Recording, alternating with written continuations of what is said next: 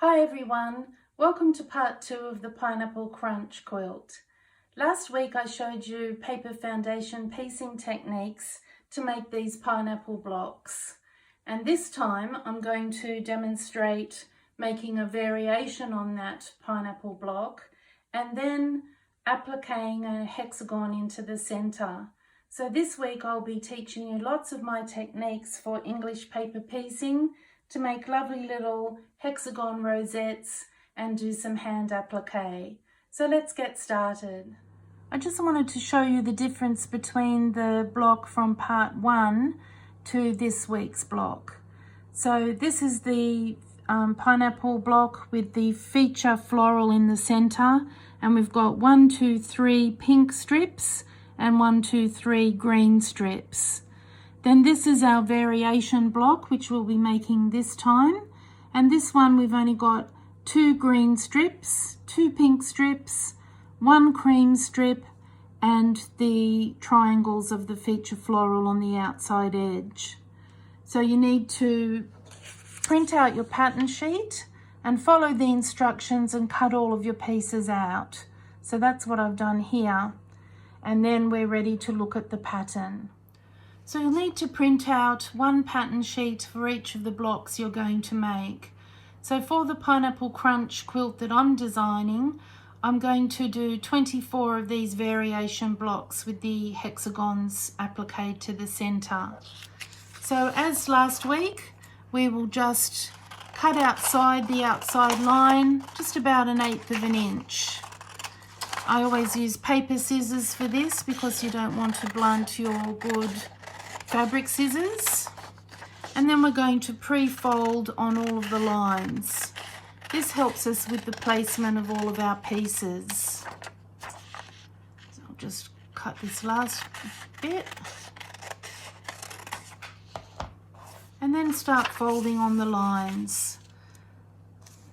So I just place it on the table and crease it against my cutting mat on all of those positions that we will be stitching on. Okay, so here's my pattern sheet with all of the creases marked for all of my stitching lines. Now I'm going to be very careful with the placement of my center square because my fabric is slightly directional. I want it to run downwards on each of the blocks. So if we look here, the little doodah is running towards the pink section. So I'm going to make sure that I align that on the wrong side of my pattern sheet, pointing downwards. So if you've got a directional fabric, that does make it a little bit trickier, but this isn't too hard because it's a large piece. So I'm just going to cover the section for the center and pin that in place. Next I'm going to fold on my line between piece 1 and piece 2. So fold that back over. Then I'm going to get my little ruler, allow 1/4 of an inch seam and trim on that edge of the square with my rotary cutter. Then before I unfold that, I'm going to get my first green strip, place that right side up on my cutting mat and position this right side down, centered on the strip. Also aligning the top edge where I've just trimmed, and then fold back my pattern sheet and pin that in place. Because these are quite a distance away, number 3 is way on the other side, I can place both of these in one go. So I'll fold back on the piece between 1 and 3, trim that, and then I'm going to arrange my next green strip, center it, align the top, flip over my pattern, pin that in place, and then I'm ready to stitch. Here it is with the first 2 green strips already sewn on, and they've been pressed away from the center square. Then I'm going to flip this over and fold on the next 2 lines for number 4 and number 5. Trim those 1/4 of an inch away from the fold in the paper. And this time I'm going to line up my pink strip. So I'm putting the pink strip right side up and my pattern right side down, centering between the little creases. Fold over the pattern and pin in position. And then I'm going to do that exactly the same on the other side and continue piecing until I've covered the whole of the pattern sheet. And here's the finished block. You can see on the back that I've completed all of the stitching. When you do the last seams of those triangles, make sure that you stitch right out from the seam allowance all the way across. And then I've trimmed it down on the outside lines to 7.5 inches. The next step is just to tear away the paper, which is already perforated, and it comes away quite easily. So I often just sit watching telly with a plastic bag in my lap and tear away all the papers and pop them in the bag as I go. I just thought I'd like to show you a couple of other projects I've made in the past with pineapple blocks. This is a table runner called Paddington that has some detailed pineapple blocks in the center and some lovely hand quilting. This is a pattern that is available on my website. And I've also got a really large cushion, which is just one big pineapple block. So you can see it's one of my favorites and I've used it in quite a few different projects. In a moment I'm going to start showing you the hand techniques for the English paper piecing of the hexagons. Now we're just showing you some close-ups of some of the hexagons I've made for this quilt. It's great fun to do fussy cutting in all different fabrics, but I've made sure I've kept with my colour scheme of the pretty pinks and the light bluey greens, and I've fussy cut lots of different fabrics. The more variety the better. Some have got large flowers, some are little geometrics, some are all over prints, but I've mainly fussy cut all of them to show off all the different fabrics. Sometimes if you've got a stripe or a different motif, when you join those together they make a secondary pattern, but most of these I've just centered the motif and it just gives you a lovely soft effect. These are all 5/8 of an inch hexagons, so I'm going to show you how I make them in a moment. Now I've assembled my hand applique equipment. So I used 2 particular needles, an embroidery needle for all of the tacking. So I do like the Peacemakers brand size 8 or size 7 embroidery needles. That's for all of the covering and tacking work. And then I use a sharp number 12, which they label as a hand applique needle. That's for the whip stitching of the hexagons together and also the hand applique once we put it onto the block. I also use a little paper template. So I do sell a set of hexagon shapes in all different sizes.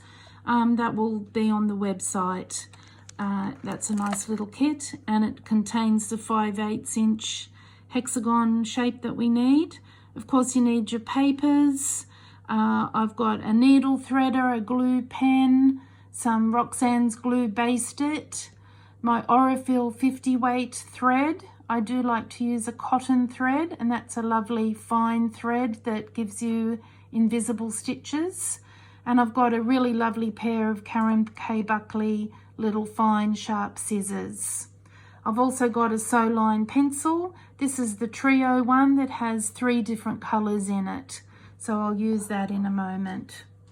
First of all, I'm just going to cut from this fabric for my center hexagon. With this one, it's an all over print, so I don't have to fussy cut that.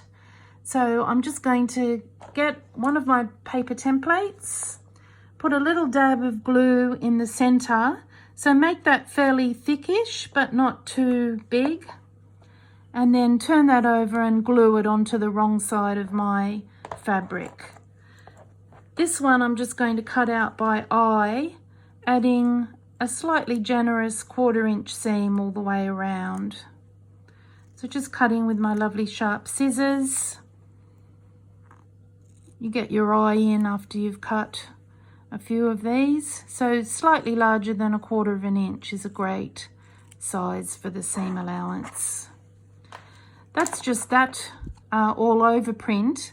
But to fussy cut, I'm going to demonstrate on this lovely leaf fabric. So there's 3 different colorways here. So this is a really useful fabric. You could make lots of different variations. And you can see I've already been at this one. So what we can do is use our template, our paper template. The outside edge includes the seam allowance. So we're going to cut on that line. The inside edge is the same size as the paper template. So you can see that whatever is inside the window will be the finished size of your hexagon.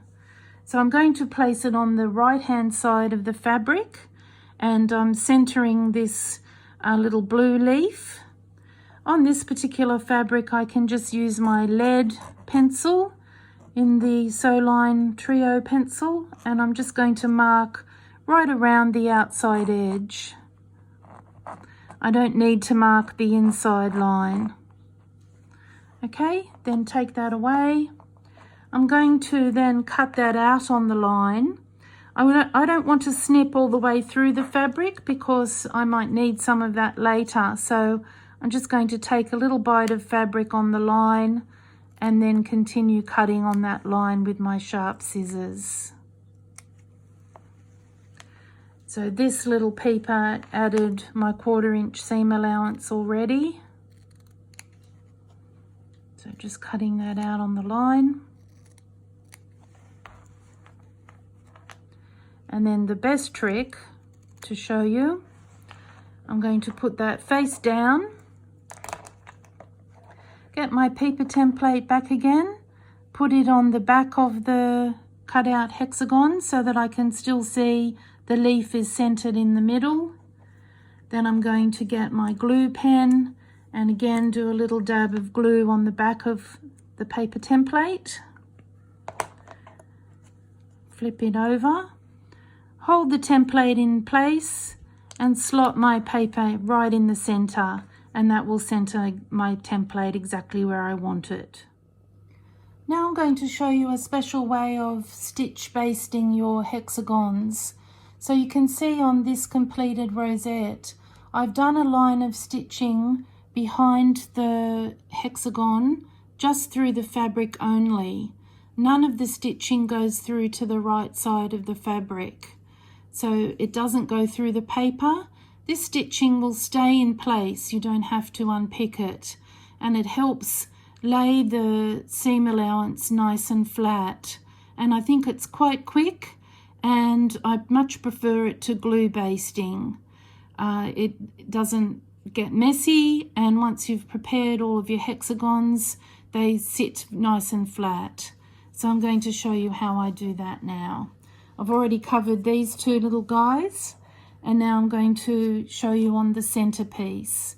So I'm using my embroidery needle and some thread. You can use normal old Gutermann thread or whatever you've got for this. I'm going to do a quilter's knot in the end of my thread. I'm going to pick up my glued on hexagon so I don't have any pins in my way. I'm going to just fold over the first side and then fold this first corner like a little mitre. Then I'm going to do a tiny stitch across and underneath, underneath that fold. I've got my knot. I'm going to do a double stitch there to secure that little mitre. Then I'm working anti-clockwise around to the next corner. I've folded that, but the key to success is I'm going to put my needle in above the fold and bring it out below the fold, just through the fabric only, not through the paper. And when I pull that, it tightens. So it's just a straight stitch. It's only 1 stitch in each corner, But the trick to it is to make sure that you're stitching towards yourself, in at the top and out at the bottom. As I keep going around and pulling it tight, it's going to gather and tighten all of the seam allowance around the paper template. So here I'm up to the last side. I'll fold that over, do this corner, so I am stitching towards myself. If you're left-handed, you'll go in the opposite direction, but you can do exactly the same technique.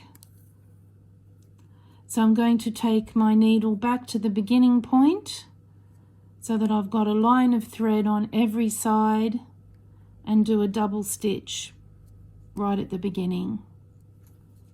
And then I'm going to cut that off, and then that's how we cover all of the hexagons. Now I'm going to show you how to whip stitch the hexagons together. So I like to stitch one side of the petal to every side of the center hexagon first, and then I come back and stitch in between. So I'm going to pick up one of the petals and place it on top of the center hexagon, right sides together. I'm matching up the corners.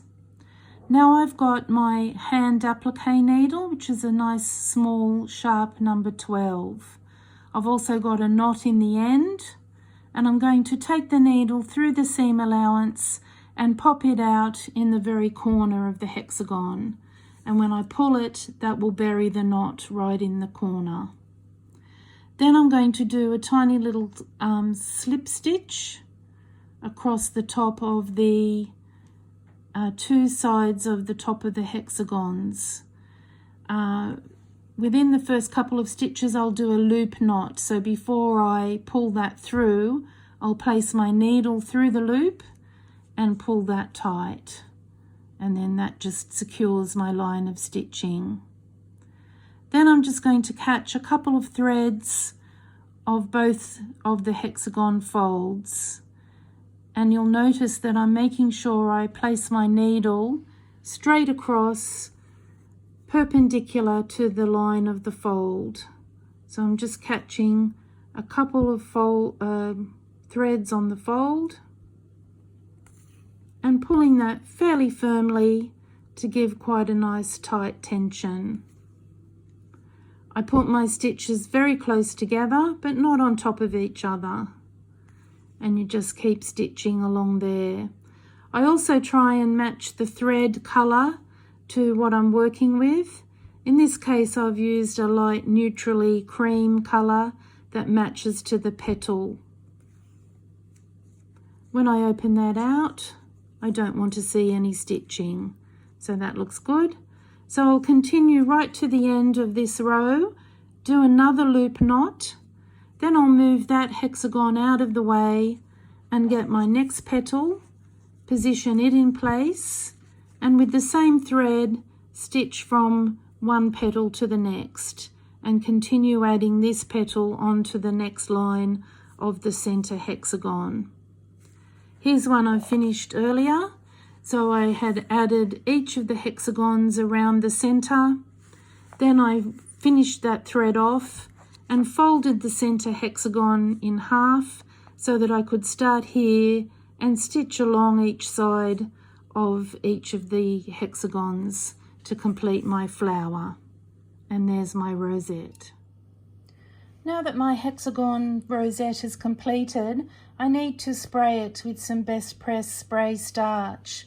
So this is the product that I use. It's specially formulated for quilters, and I do prefer the clear scent-free one that doesn't stain or anything. I've got that in this special spray bottle, so I'm just going to give it a little spray on the wrong side, and then I'm going to press it with the iron.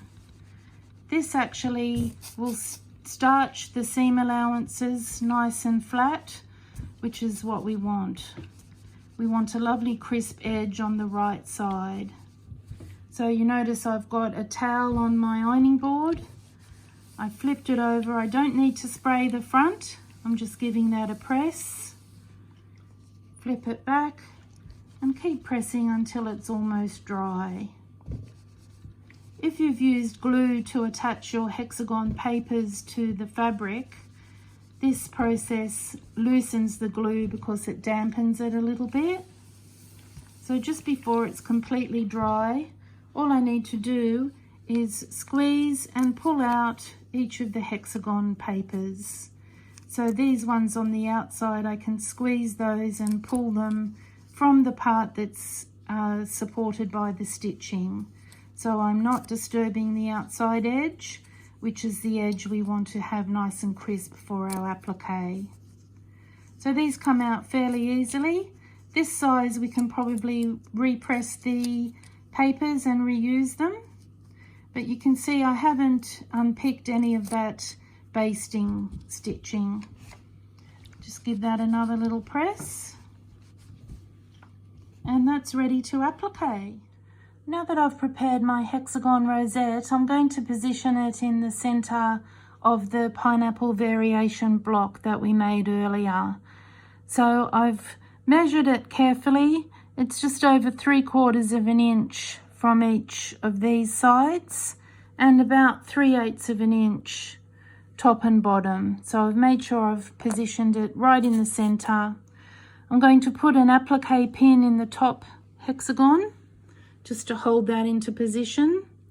Then I'm going to get my Roxanne's glue Baste It, flip over the bottom half of the hexagon and apply tiny little dots on the seam allowance around the back of the hexagon. So just on this half here, little dot in the middle. Flip that down and press that in place. Then I'll remove that top pin that just held that in the right position, fold the top down and apply little dots of glue in the seam allowance along this top half. This is fantastic glue. It's water-based and it is made for applique.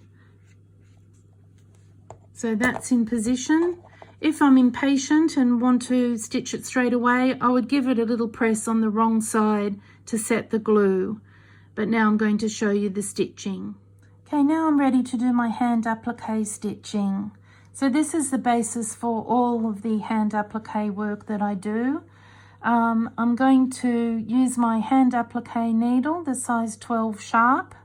I've also got some Orifil 50 weight thread in the needle. I'm going to poke the needle up right on the edge of where the hexagon is, but I'm not going to rely only on the knot. I'm going to do a little double stitch in my work behind where the hexagon is, so that if that knot happened to pop out, I've also got a double stitch to secure the thread.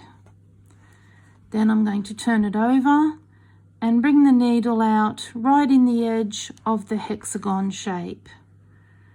Push my thread away from myself and make my needle go straight down into the background fabric only. Twist it and then come up in a couple of threads of the hexagon. I always use a thimble because it helps me push the needle through. So place the needle straight down opposite where the thread is coming out. Twist and come up in the hexagon. So you'll notice that the actual stitch on the top of the work is the tiniest little straight stitch just in the fold of the applique. Straight down and up in the hexagon. When our mothers teach us how to sew, they usually show us to put our needle in at an angle, but that will make a big slopey stitch on the right side of the work. So I'm exaggerating here by placing my needle straight up and down, perpendicular to the work. It's just going in the background fabric, twisting and coming up in the hexagon. So all of the traveling is happening on the wrong side. And on the right side, it's just the tiniest little straight stitch. So I've gone along that side. Now I'm just turning the work and I'm coming along the other side. So this is quite therapeutic. You can get into a nice rhythm, and the idea is just to have invisible stitches as much as possible. I'll just turn it over and show you the wrong side. So it might be hard to see, but there's little tiny slopey stitches on the wrong side of the work. And that's how I do all of my hand applique. In your instructions this week, I've given you lots of details about the quilt construction, so how to join the rows of blocks together, and also on page 6 all about the borders. So it's optional how big you make your quilt and how big you place your borders. Just to go back to part 1, on page 2 I gave you a quilt layout diagram of how I intend to position all of the blocks on my Pineapple Crunch quilt. So you'll notice I've alternated the complete pineapple with the pineapple variation across the quilt. So there's 7 rows of 7 blocks, which is a total of the 49 blocks that we're making. Just wanted to show you here the way I've arranged my colours. So here's my pineapple block. I've got the green at the top and the bottom and the pink on the left and the right. And then with my variation block, I've got the green on the left and the right and the pink on the top and the bottom. So that makes this junction pink and green and pink when you start joining blocks together. You can alternate this by swinging these blocks around and continuing the pink across, and then this block would go like so, and you would have the green across. So there's various variations that you can arrange your blocks to get different looks. Okay, so I hope you've enjoyed making your Pineapple Crunch quilt. Thank you for joining me for month 1 of my online classes. I really hope you've enjoyed watching and making my projects. I'd like to give you a sneak peek of month 2. In week 1, I'll be showing you a machine pieced quilt made from a jelly roll. This one's called Jelly Nation. In week 2, I'll be demonstrating machine applique to make a Daisy a Day table runner. And then in week 3, I'll be demonstrating lots of techniques for different shapes of English paper piecing to make this folder cover. And then this is a project still in progress. I'm making a new embroidered cushion in my blue and cream colour scheme to go in my new lounge room. So this is the project for week 4. I really hope you can join me.